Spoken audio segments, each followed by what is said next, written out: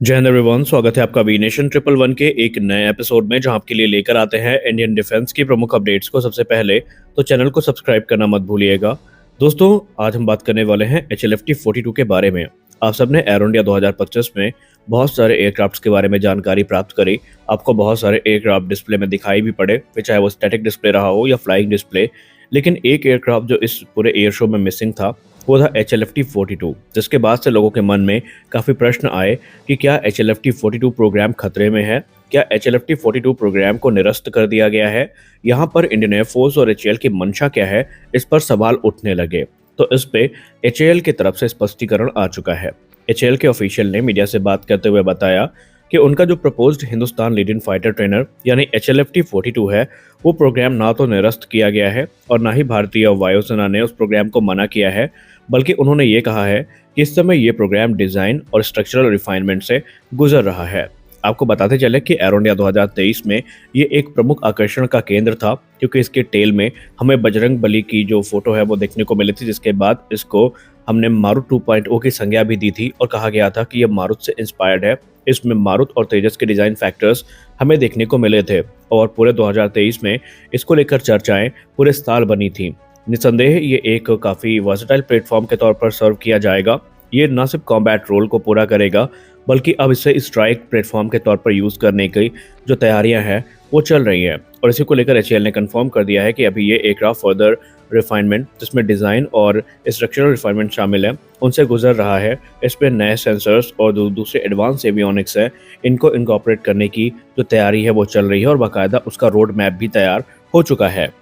HAL के अधिकारी ने मीडिया से बात करते हुए कहा कि एरो इंडिया 2023 के बाद से ये प्रोग्राम काफ़ी ज़्यादा रिफाइनमेंट से गुजर चुका है और उसमें लगातार जो इम्प्रूवमेंट्स हैं वो हमारे स्तर पे की जा रही हैं। इसके लिए अलग अलग जो स्टडीज़ हैं उनकी शुरुआत करी गई थी और उनके जैसे रिजल्ट आते जा रहे हैं, एयरक्राफ्ट में जो बदलाव है वो होते जा रहे हैं। उन्होंने कहा कि भारतीय वायुसेना अब इसे सिर्फ एक स्टेज 3 ट्रेनर के तौर पर यूज़ करना नहीं चाहती, बल्कि यह एक फुल फ्लेज कॉम्बैट एयरक्राफ्ट के तौर पर यूज़ किया जाएगा, जो कि कैट्स वॉरियर के लिए एक अल्टरनेट मदरशिप का भी काम करने वाला है। जी हाँ, ये कैट्स वॉरियर प्रोग्राम के लिए भी अब काफ़ी इंपॉर्टेंट बन चुका है और यही कारण है कि इसमें एडवांस एवियोनिक्स, वेपन इंटीग्रेशन और इसकी जो ऑपरेशनल फ्लेक्सिबिलिटी है, इसको इंटीग्रेट करने के लिए हम लगातार काम कर रहे हैं और इसके लिए हमने विंड टनल टेस्टिंग और अलग अलग सिमुलेशंस की सहायता ली है, ताकि इस प्रोसेस को हम फास्ट ट्रैक कर सकें और भारतीय वायुसेना की जो ट्रेनिंग और कॉम्बैट रोल की रिक्वायरमेंट है उसको हम पूरा कर सकें। HAL के साथ जो डिस्कशन हुआ मीडिया में, उससे एक और नई चीज़ सामने निकल के आई, जहां पर भारतीय वायुसेना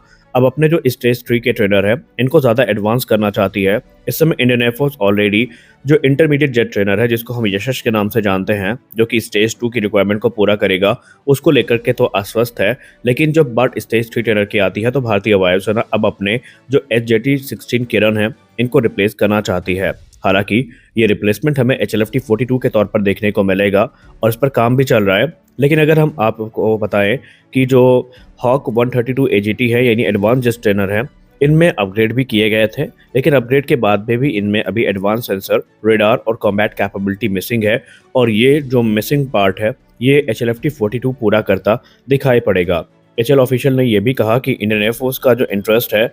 वो अब ट्रेनिंग से ऊपर जा चुका है, जहां पर इंडियन एयरफोर्स चाहती है कि HLFT-42 को इस प्रकार से डिज़ाइन किया जाए कि ये डुअल रोल में यूज़ हो सके, यानी ये एक कॉम्बैट ट्रेनर के तौर पर तो इस्तेमाल किया ही जा सके, लेकिन ये एक फुली कॉम्बैट कैपेबल एयरक्राफ्ट भी होना चाहिए जो वॉर टाइम भारतीय वायुसेना की रिक्वायरमेंट्स को पूरा कर सके। और इंडियन एयरफोर्स ने इसे एक कॉस्ट इफेक्टिव मल्टीपल प्लेटफॉर्म के तौर पर इमेजिन किया है और ये ट्रेनिंग रोल के साथ साथ ऑपरेशनल डिमांड को भी पूरा करेगा, जहां पर ये एडवांस वेपनरी, जिसमें एडवांस शॉर्ट रेंज मिसाइल, जिसमें एशरैम शामिल हैं और इसके अलावा दूसरी मिसाइल शामिल है, वो इंटीग्रेट करी जाएंगी। तो वही BBR कॉम्बैट के लिए इसमें अस्त्र जैसी जो बियॉन्ड विजुअल रेंज की एयर टू एयर मिसाइल हैं, इनको इनकॉर्पोरेट करने की बात करी गई है, जो कि इसे एक लाइट फाइटर जेट की कैटेगरी पर लाकर खड़ा कर देगा और भारतीय वायुसेना एक लो कॉस्ट ऑप्शन जिसकी तलाश काफ़ी लंबे समय से कर रही है, वो यहाँ पर पूरी हो जाएगी। एक और ख़ास चीज़ ये है कि शुरुआत में HLFT-42 को लेकर कहा गया था कि ये एक फुली मेटल बॉडी होगी, यानी कि इसमें जो कंपोजिट मटेरियल्स हैं इनका इस्तेमाल कम होगा। इसके पीछे का उद्देश्य था कि इसके कॉस्ट को कम किया जा सके,